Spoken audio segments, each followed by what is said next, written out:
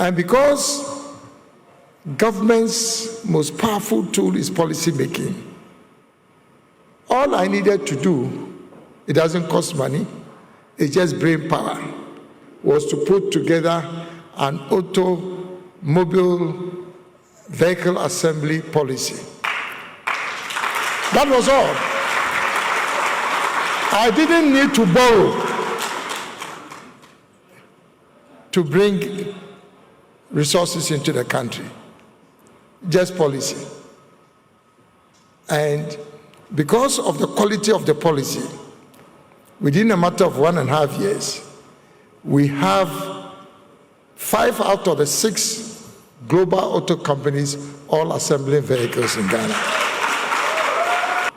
I'm going to prepare the budget for 2025 before the elections.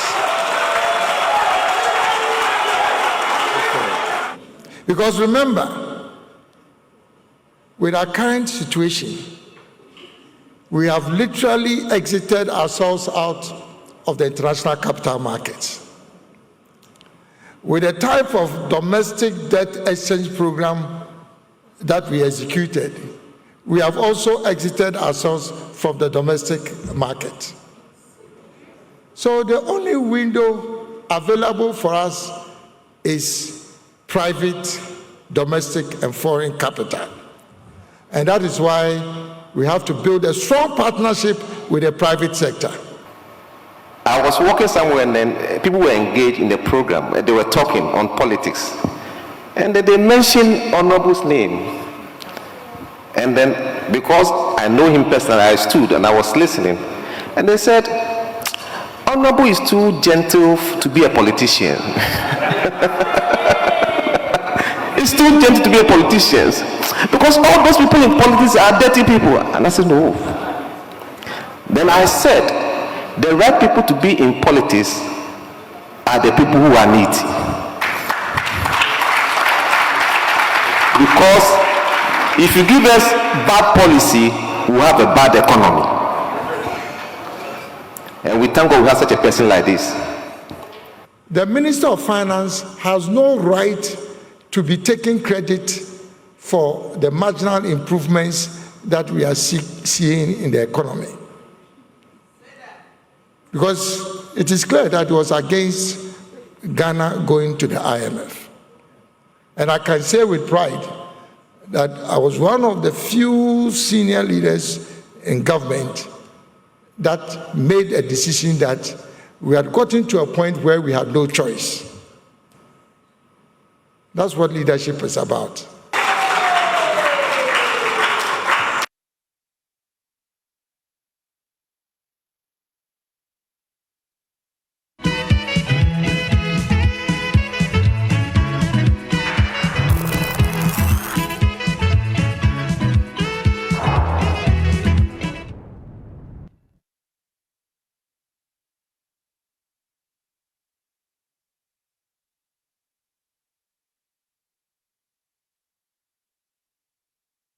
After the unsuccessful attempt by the first flag bearer of the party, Professor Albert Edubuahin, to win the general elections, the membership of the Young Executive Forum nominated me to contest the 1996 presidential primaries alongside leading personalities such as Professor Edubuahin, Mr. J. Kufuor, Dr. Jani Selby, Dr. Kwame Safodu, Mr. J.H. Mensah, and Dr. Jones Oforiatta.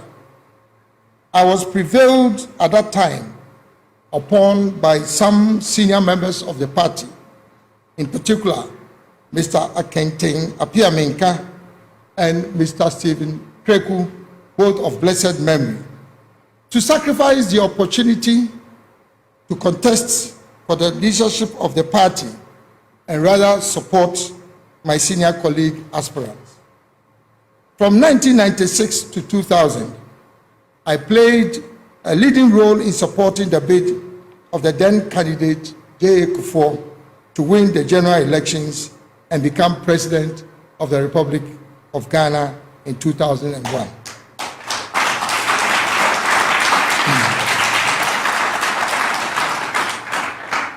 After refusing appointment as a cabinet minister in the aftermath of the elections, the president then persuaded me to become NPP's first ambassador to the United States of America, a position I served with distinction.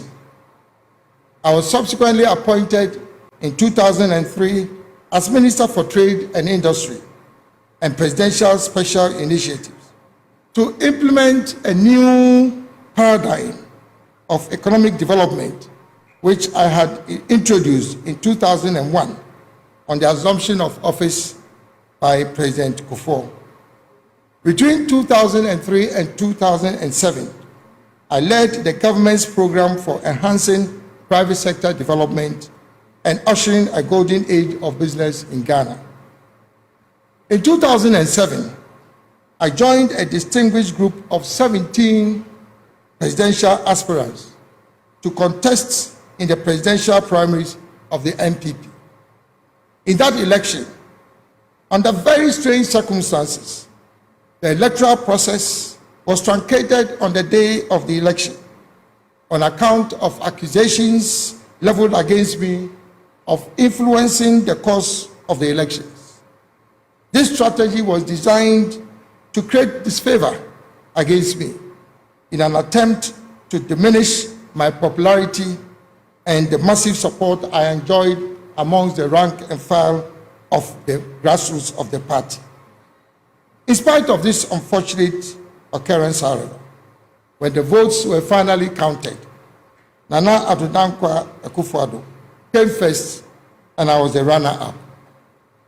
According to the rules of the electoral process at that time, the two of us were programmed for a second round ballot.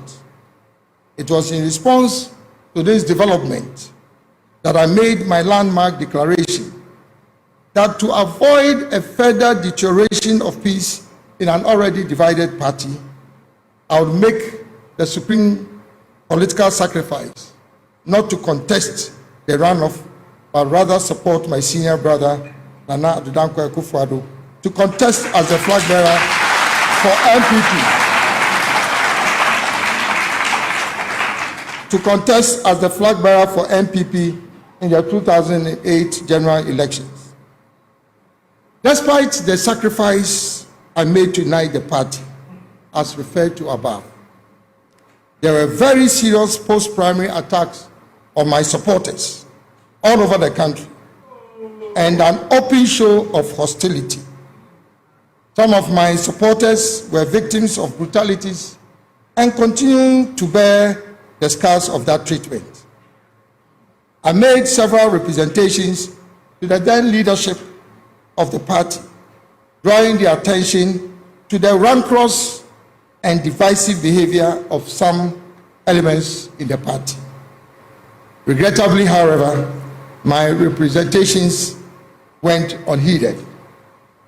As a consequence, I gave notice of my decision to resign from the party in protest against the blatant alienation of my supporters, orchestrated by elements aligned to the leadership of the party at that time. The protests and reactions from the rank and file of the party at that time from all over the country compelled the then chairman of the party to constitute a reconciliation committee chaired by the then immediate past chairman of the party, Ambassador Samuel Odoi Sykes. The committee upheld all my submissions and prevailed upon me to rescind my decision to resign, which I did, with a firm promise to address all the contentious issues I had raised in my notice of resignation.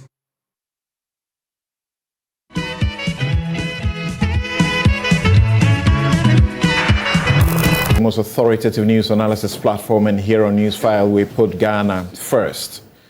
So as you know, he resigned from the NPP in January, on the 5th of January 2023 as trade minister, not as a member of the party.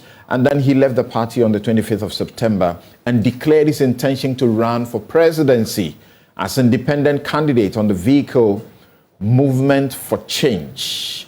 The movement has mobilized shocking crowds of officers and members across the country. Will that turn into real votes for him? That's what we live to see. He's now mobilizing bipartisan expertise for a national development plan to move Ghana from poverty to prosperity.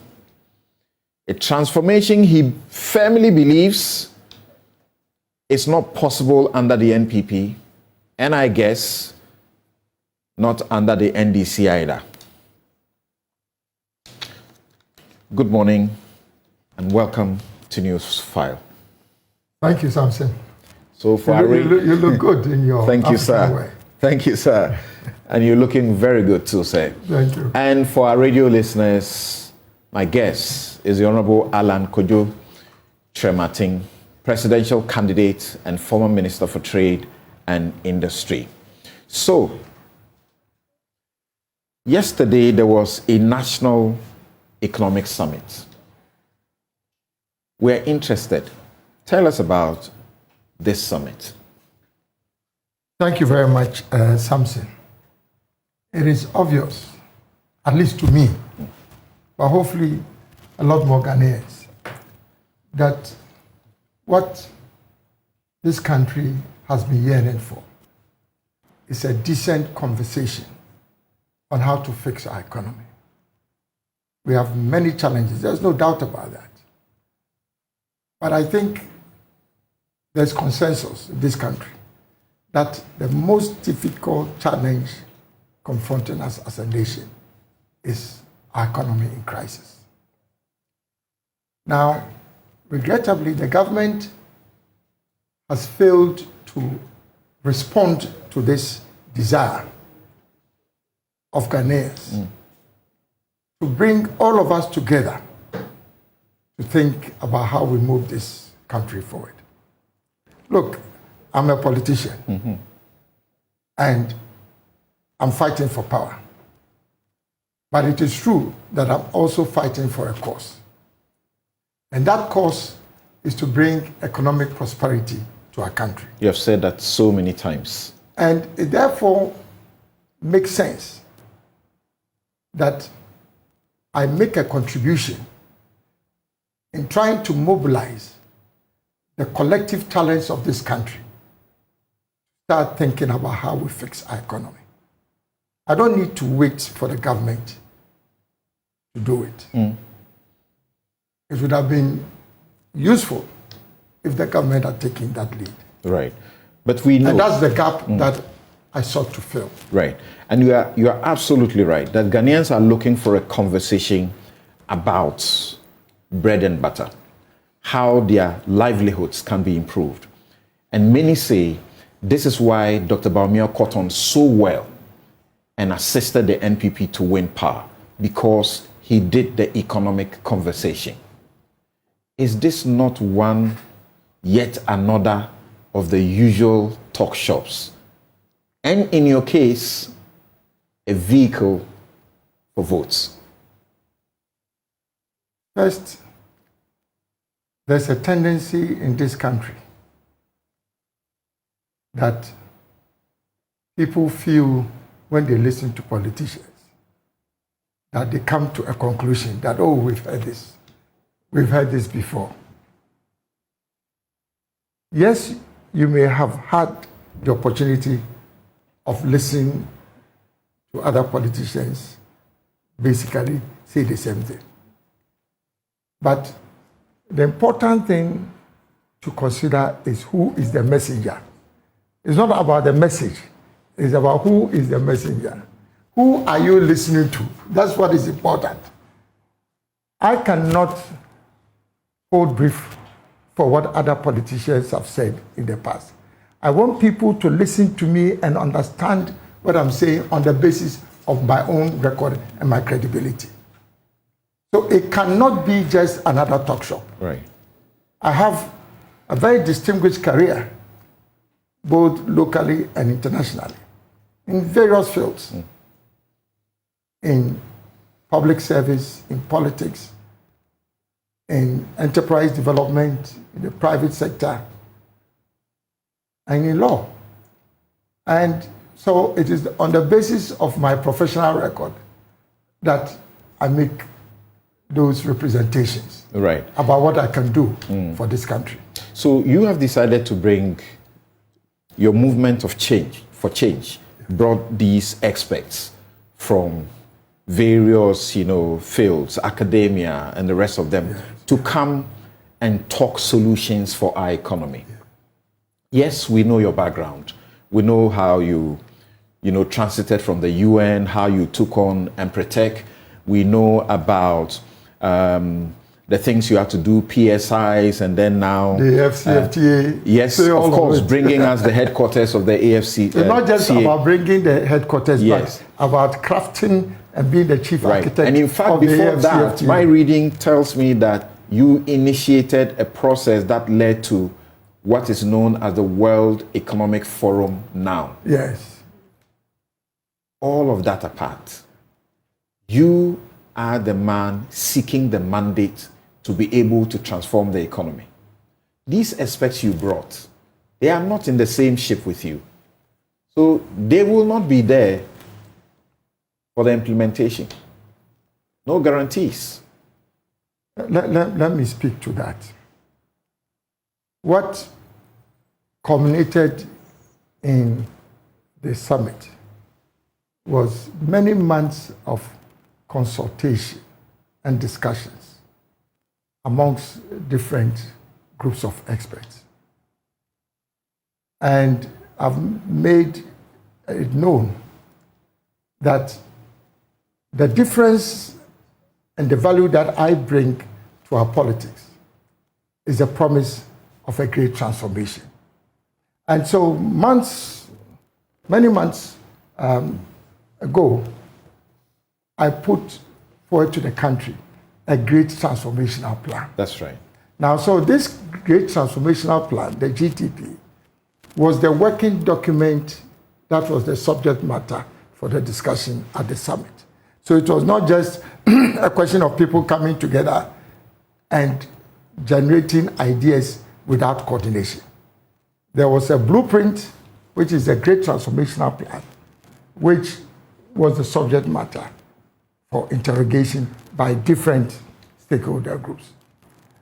And I've led that process of putting together this great transformational plan, but also by bringing in people from different fields, apolitical, with expertise in helping us provide the content for the GTP.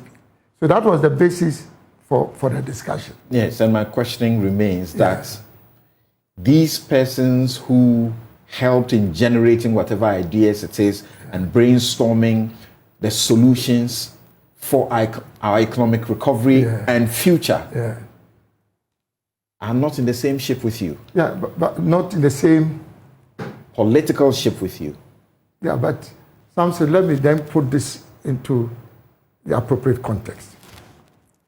I've done this all within the context of the movement for change. And the movement has been put together, driven by 5 pillars. One of them is not just to bring together people into an inclusive government, but also to make sure that those people in government will be responsible for the execution. And so I've been preaching about a union government, about a government of national unity. So if before getting into power, I bring people together, not just to put the ideas together, but I submit same to broad stakeholder consultation, then it is just logical that if and when I'm voted into office, that those people that I've been working with, not just the experts, but the broad masses of those who have inputted into the great transformational plan would also be part of the execution. Okay. Yes, so this is not just... Someone wrote that ideas without execution is mere delusion. Yeah. And you have been associated also with the NDPC. NDPC? 40-year plan. As in, whilst you worked in government in trade ministry. Yes. 40-year plan. We know the problem is execution and not exactly the plans, correct? Yes and no. You have to first audit the plan. The plan provides the basis for execution. So it's not just a question of having a plan. The plan itself must lend, or the plan must lend itself to effective and efficient execution. And my own sense of what we've done in the past is to provide a framework for long-term development plans. That's the framework. Now you need to drill down from the framework into a more operational document, which then becomes the basis for actionable activity. So the framework is important, but you have to distill from that framework an operational plan. And the operational plan is what then you execute. So basically what I'm providing is that operational plan that will lead to efficient and effective execution.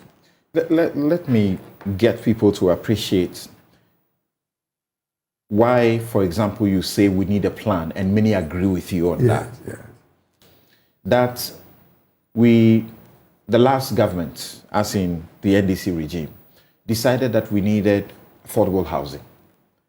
And it doesn't look like there was a plan.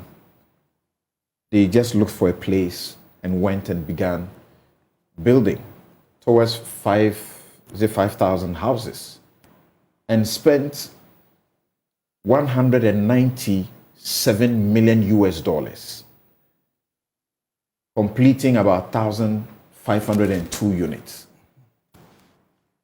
The NPP comes into office. We are aware of affordable housing projects that are being done. Whilst that project is getting rotten. Thieves are breaking in, destroying.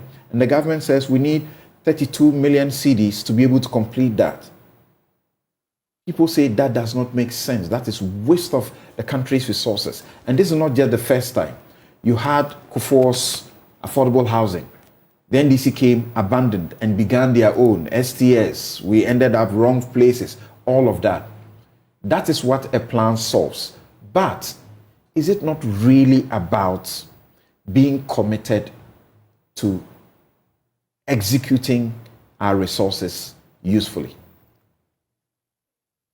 First, very respectfully, I'm not here to discuss what different governments have done and evaluate how they did it. I am putting forward a certain framework for getting this country out of the economic ditch that we find ourselves. So I want us to focus on that. But be that as it may, let me contribute some perspective to this issue. The reason why you need a new political framework that goes beyond political parties, particularly our duopoly, is exactly what you are talking about. I've been preaching the fact that we must move beyond the duopoly. The reason why we must do that is, number one, the divisiveness that is occasioned by the duopoly is not sustainable. It does not help our country. But number two, and equally importantly, is the fact that when you have a duopoly, it does a number of things. One, there is no continuity in terms of not just governance, but also the kind of projects and programs that are initiated by successive governments. And this is exactly what you are talking about. There's also a winner-takes-all mentality, which then obscures us from the opportunity to use talents that are available. So if, for example, there was this understanding that we are working towards one common objective, and so there has to be continuity. So that if there was a plan, for example, that we need the housing deficit is this much. Yeah. So each government comes and contributes a certain Absolutely. quota. That's exactly what I'm talking about.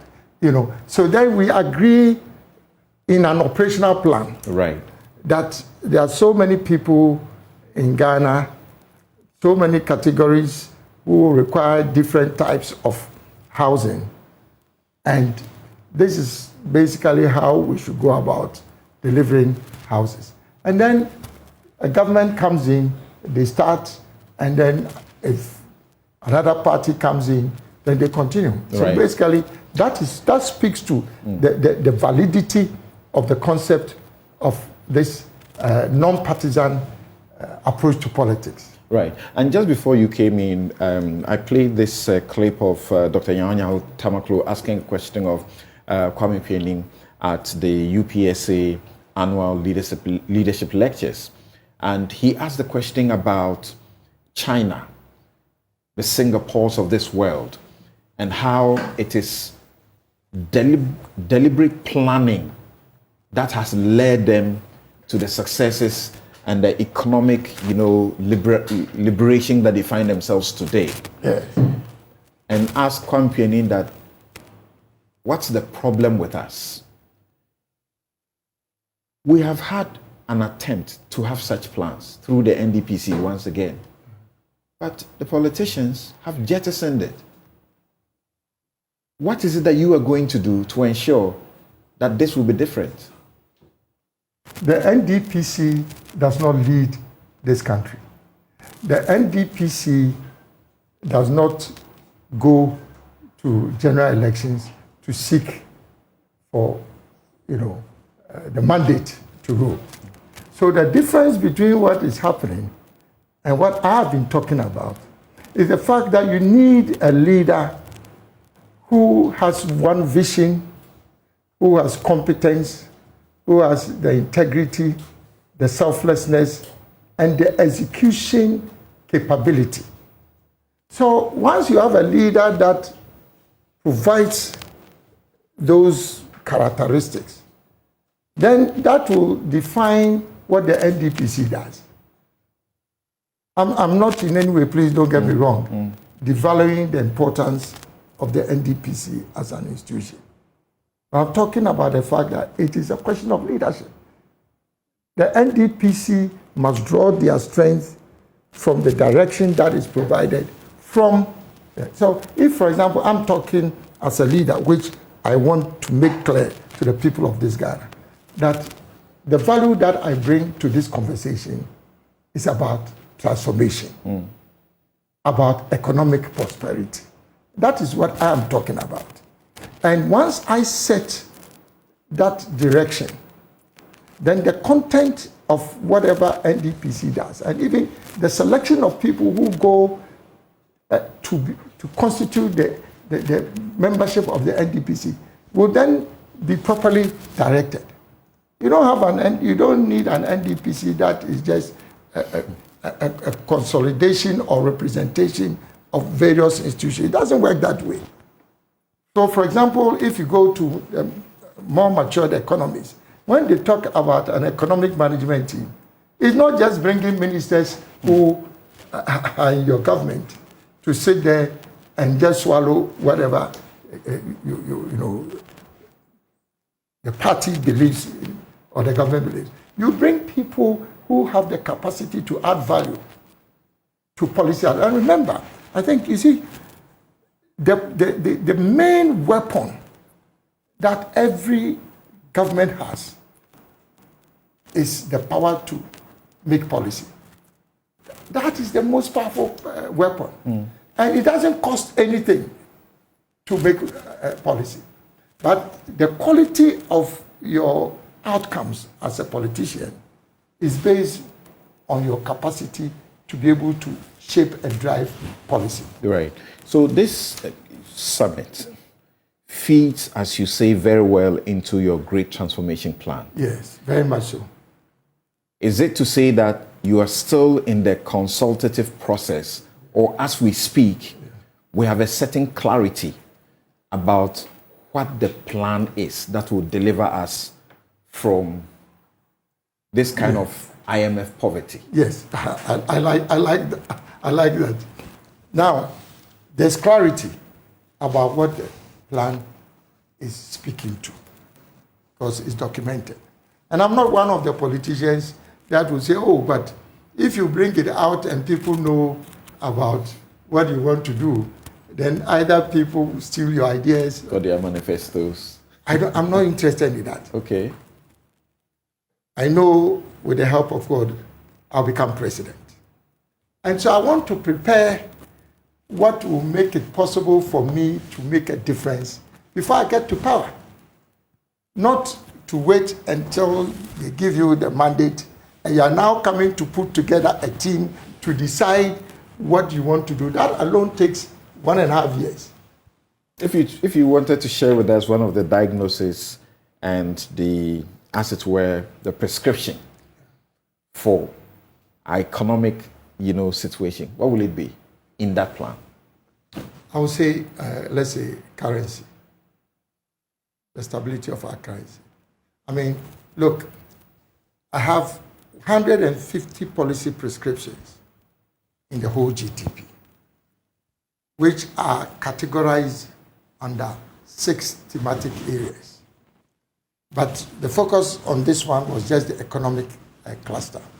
Now, but when you are looking at economic revitalization, the stability of your currency is very important because it has implications for inflation in particular. It has implications for even the level of growth that you can achieve as a country and the multiplier effect. So I believe that if we just took the issue of currency, the strength of your currency is a factor, or it's a question of the demand and supply of foreign exchange. And the more foreign exchange you have, the more stable your currency will be as against other currencies, particularly, let's say, the dollar. Now, in this particular case, if we are able to increase exports, it means the supply of foreign exchange would increase. At the same time, if you are able to reduce the level of imports, then we would also conserve foreign exchange. So if you have more foreign exchange, then that strengthens your local currency, because you need less local currency now to exchange for 1 unit of dollar. That is the fundamental issue or challenge for currency stabilization. We need to be able to export more, and we have to reduce our imports. But to be able to do that, you have to produce. And you have to produce competitively.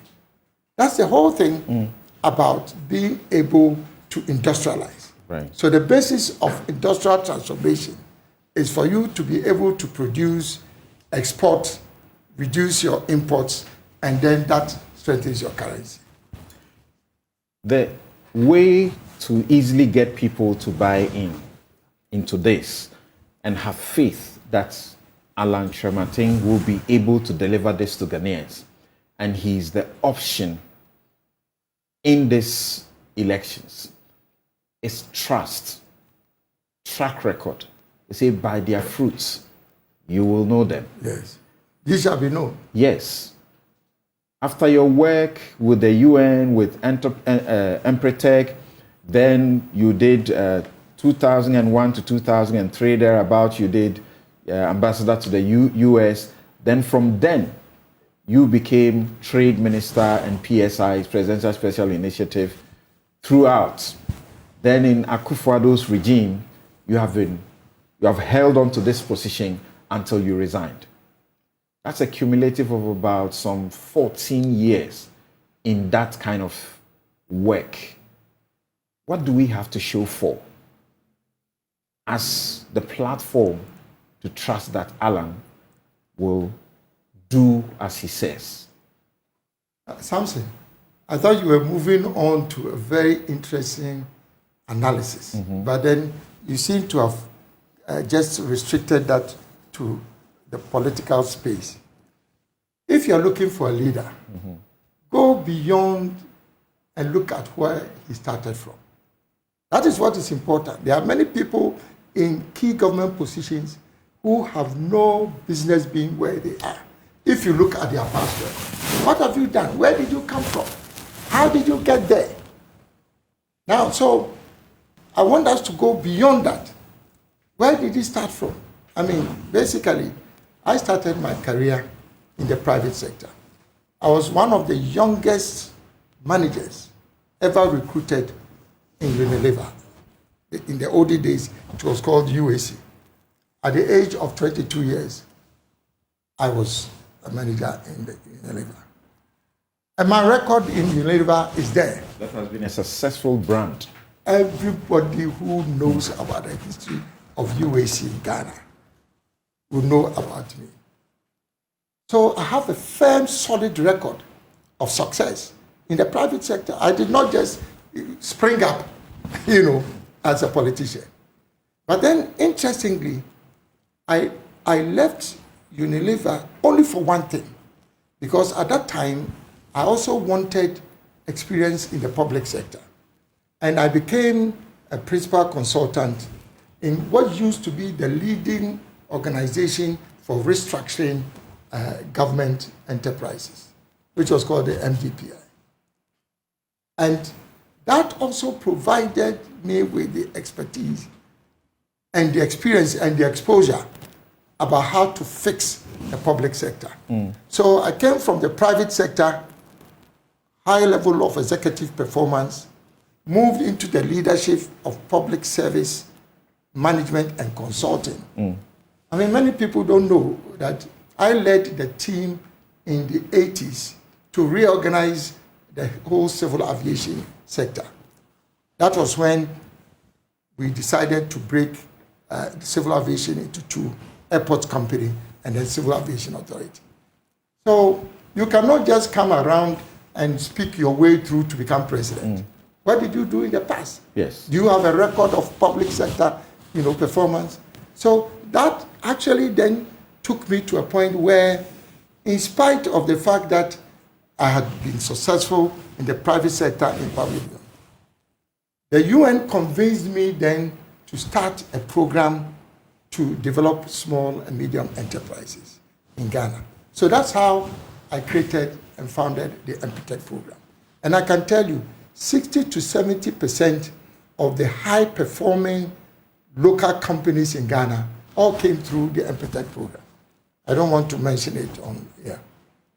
So I have paid my dues. And because of my success with building companies, building enterprises, the UN again appointed me as the regional boss for enterprise development in the whole of Africa. So, and I was able to bring this experience to over 13 other African countries. The same building companies, building entrepreneurs. Yes, but can you say the same of the over a decade in public service? But absolutely. But I'm saying that, you see, it is wrong for you to start from there. Start from where... Yes. Because, so grant you that. That's why you are taking us to that background. Then from there into politics. If you look at my record as ambassador in the United States, it speaks for itself. I'm not here to talk about that record, but if you try to find out, it speaks for itself. But beyond that, you remember that even before I went to the United States as ambassador, I initiated the Presidential Special Initiatives. Because I advised the president at that time, President Kufuor, that let us identify only 4 strategic sectors to diversify our economy away from cocoa. I have picked garments and textiles, industrial salt, cassava starch, industrial starch, and then oil palm. Just for, that's exactly what my advice is. If you don't do anything at all during your presidency and you just focus on these 4 sectors, you move Ghana forward. That can move Ghana forward, can transform our economy. Absolutely. But it and hasn't. then oil palm. But basically, you don't have the record because I cannot speak for what happened after that. But at least within a matter of 3 years, we were able to cultivate 100,000 acres of oil palm, as against only 20,000 since independence.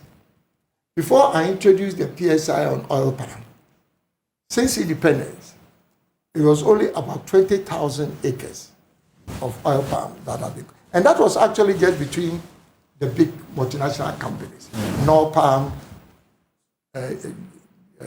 Oil Palm, you know. I'm now talking about localizing the oil palm industry. 100,000 acres, 4 million nurseries, you know. So people who know and have understood the value that I brought into this country for them. In the area of governance, we are aware of what through AGOA.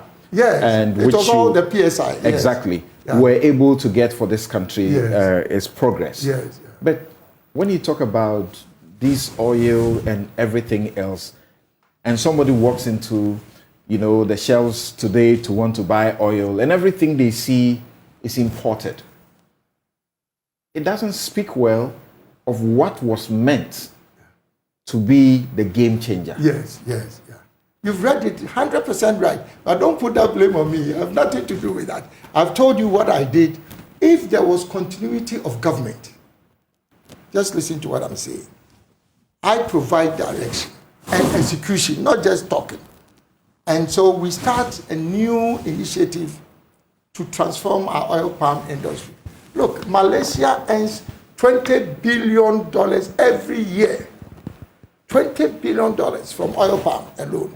So we are not just talking, you know, 20 palm. So even if we were able to do half of that, that is 5 times how much we earn from cocoa. So this is something you are so committed to. Very much so, and it's part of the new strategic anchor industry that I'm promoting. But to the point that, so then what happened? If you are seeing imported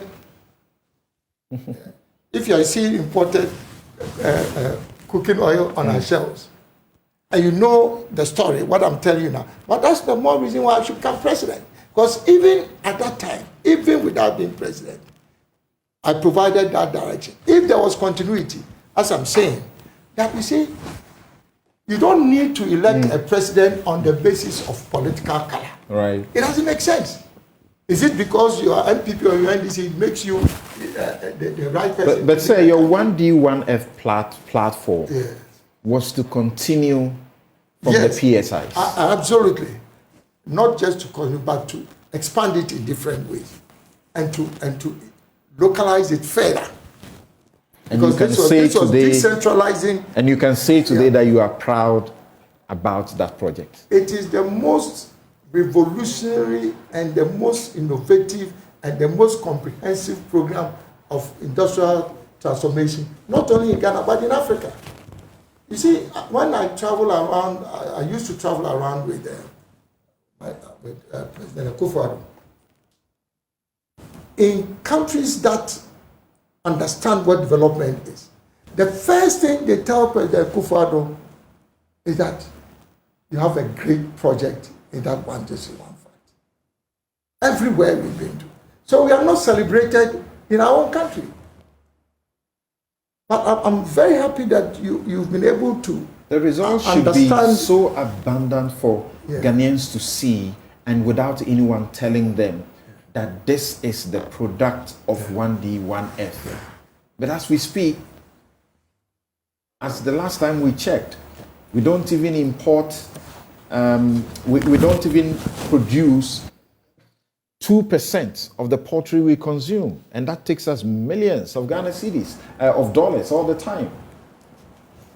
But that is also because the media, regrettably sometimes, and I'm choosing my words very carefully, I said sometimes, are very negative in their reportage.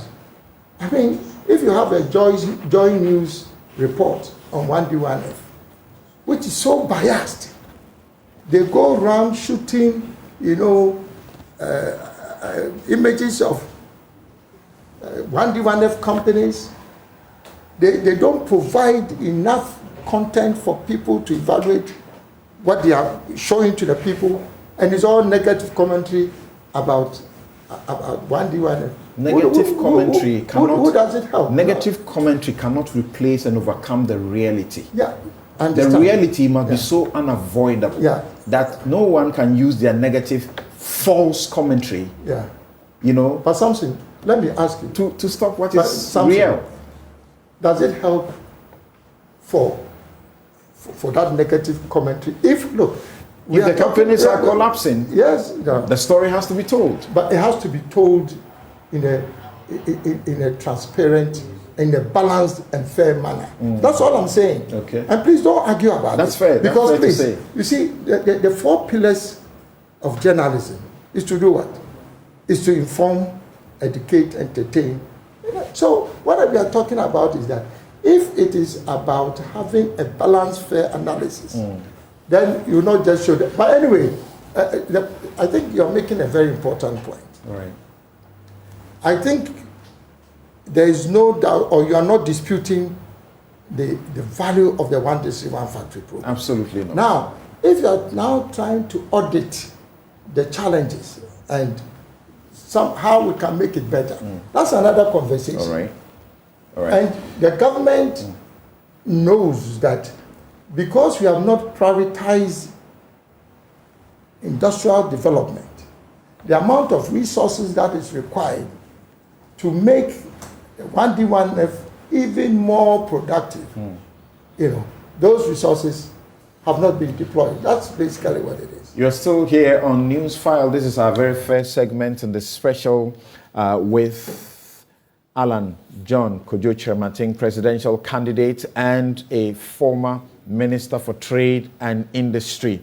And his movement for change organized a national economic summit yesterday, and they're seeking to rally bipartisan support for ideas into a national development plan of sort, feeding into his great transformation agenda or plan for the country if he's lucky enough to become president.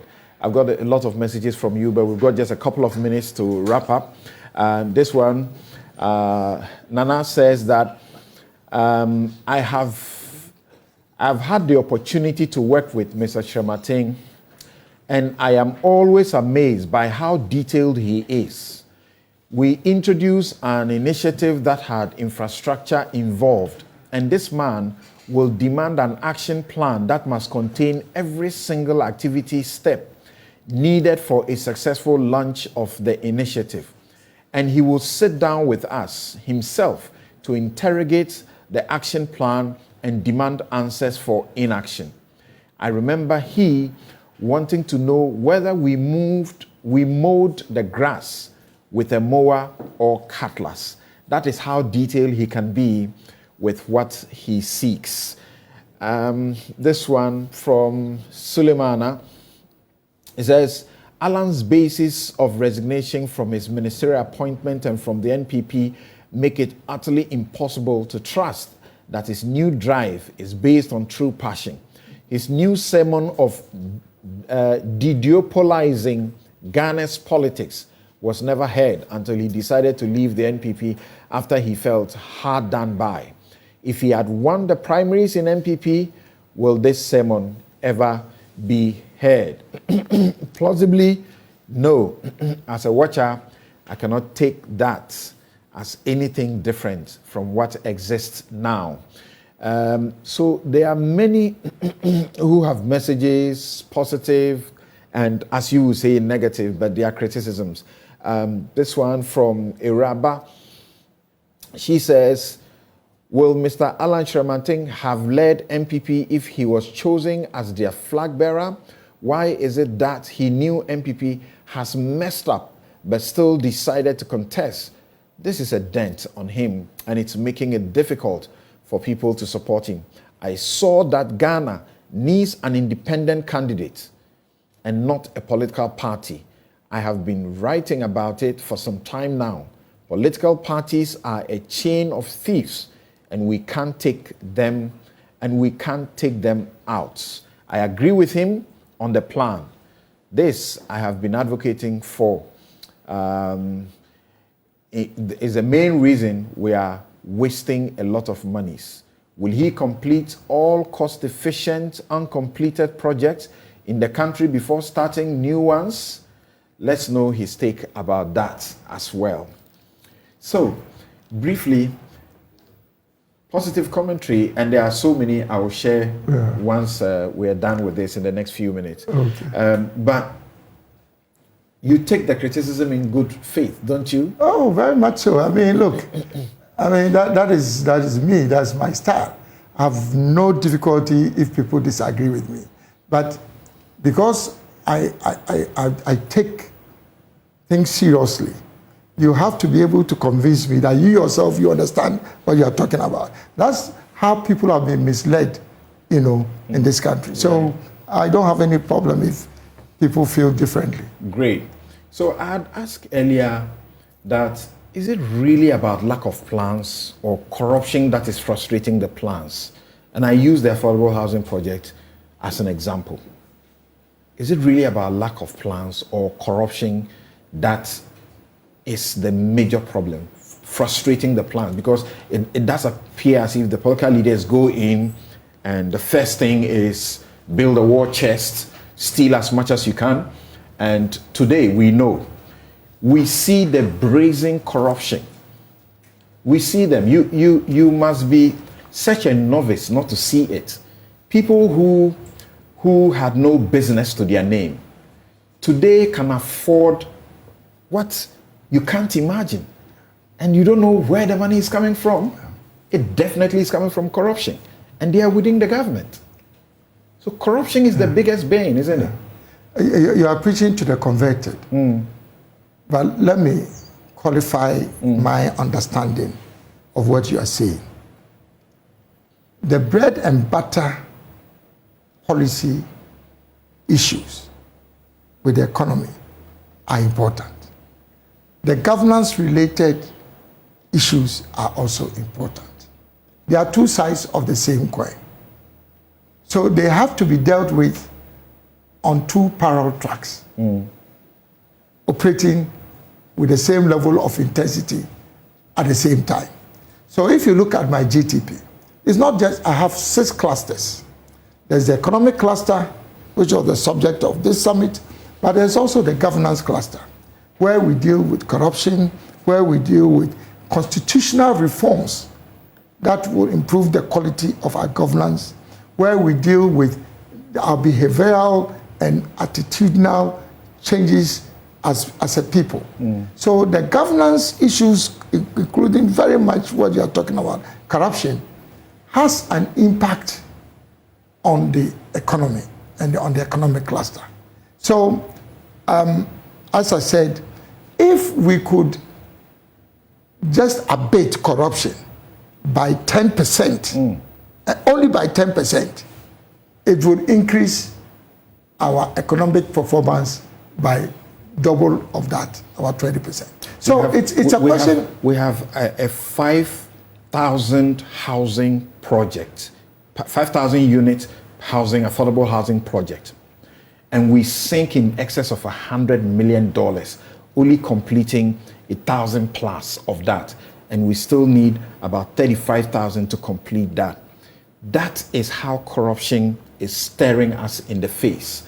Now, you have promised that you will sign what you call a citizen's contract. Yes. a citizen's contract to wage a relentless war against corruption. Ghana has made zero improvement in the corruption fight in the last 4 years.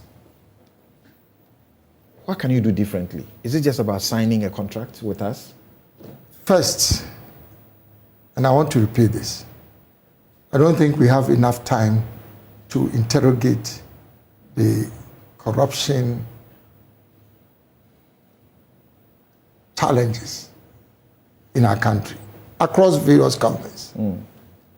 But if you ask what my own perspective is, number one is about leadership. Leadership by example. But when we talk about leadership by example, it's not just about leadership as a president. It's about the president and the people around you. That is the leadership by example, collective leadership by example. That's how I will put it. Number two is about the transparency of our legal and regulatory regime. You see, if you have a public procurement law, that in itself can create an incentive for corruption. Then it means you have to fix that. You have to fix the law. That if you have regulation and laws that would create an incentive because there are openings for people then to be corrupt, then you have to fix the law. So it's also about regulatory and legislation, but it's also about institutional response. The institutions that have been established to fight corruption.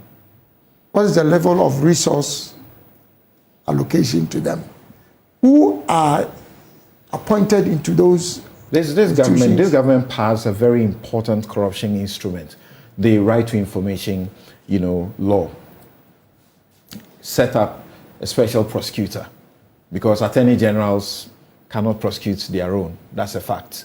So set up a special prosecutor and has done a number of things. Improved the punishment for certain corrupt acts to, felony properly, so to speak. And yet, the government is swimming in the corruption in a manner that has not been seen before. This government won elections partly on the back of the corruption campaign against John Mahama. John Mahama did the corruption perception index 48%, his best. He moved to 47%. And then 43, he couldn't do better beyond that. And this government took over, and then 43. It just can't seem to be able to move. My question finally to you is, you have said that you are in this to create prosperity for Ghanaians. Yes. Economic prosperity. Right. Are Ghanaians accepting your message so far, knowing the very odds that independent presidential candidates have yet to make even 1% in our elections? They are. But just before I get to that, unfortunately, I'm not here to audit the corruption record of either NPP or NDC. That's why I'm unable to provide answers. You're seeking office. So yes. Yeah, no. But, and this is current, so we should ask you about please, it. But Samson, let's be real. You cannot, this is not a platform. You know how much time you need. It's not that I cannot do that. But right. Let's say this is not a platform to do that. But I'm telling you that I'm giving you a sense of the kind of direction I would want to provide. You understand? You want to focus on the economy. Yeah, but you see, but the point is that you can check my record. I've been in this game for quite some time. Check my record. That should provide you a sense of whether there is anything directly, indirectly, remotely that has been associated with me in terms of corruption over that period. And then also, not just in government, let people go back and know the person before they start talking about. I don't recall any of the corruption scandals anywhere close to you. No, absolutely, yes. So I was just saying that your final question about whether people are actually buying into the fact that you represent what they need to bring prosperity to them, and you also knowing that this is almost an impossible task. It is a possible task. You see, Samson, I'll tell you something. People will be shocked in this country. I will tell you. Because, see, by the nature of Ghanaians, it is very difficult for them to tell you what actually they are thinking. I know the famous Shakespeare, there's no art to find the mind's construction in the face. It is more relevant in Ghana than anywhere else. So people are not talking. But I can tell you, let us wait and see what will happen. Because, you see, the point is that, number one, people want to move beyond the NPP and the NDC. That's correct. So, I mean, Alan is a clear, valid, and credible alternative. So the third force Ghanaians are crying for is when you don't Alan. have an alternative that you are somehow handcuffed, and handicapped. That's not the issue. And at any rate, because you want to know whether people are convinced about. Yes, they are. We have seen these massive crowds that you have gathered at your town hall meetings. And I was surprised to hear that at one of such meetings, that the crowds we saw were not members, but they were rather officers, just officers. Such a huge crowd. So where are you are certain that will translate into But where are they all day coming from? Let me tell you one thing. You see, because you have to also do analysis of crowds to know whether it's a real crowd or not. So you have somebody who exits from a dominant party, let's say NPP. Now, the stronghold of that party is maybe Ashanti region. If you have somebody who exits from a party and is able to make such an impression in their stronghold within such a short time, then it should tell you something. Where is the crowd coming from? And I can tell you, the crowd you saw in Kumasi, 70% of the people who were waiting around in Ashanti region could not even get transportation to come. Oh. I'm telling you, 70%. All right, Honorable Alan John. But my last point is that it is because you need executive authority to make things happen. That's why I'm in this game. We wish you the very best, sir. Thank you, Samson. Have a good day. Okay, take care. All right, so that's it. We are special with Alan John Kwadwo Kyerematen, presidential candidate and former minister for trade and industry, whose movement for change led the National Economic Summit yesterday, where they are seeking to rally bipartisan expertise for a transformation of the Ghanaian economy. We'll be right back with my guests to interrogate the matter of Ghana scoring or making zero improvement in the corruption perception index in the last 4 years.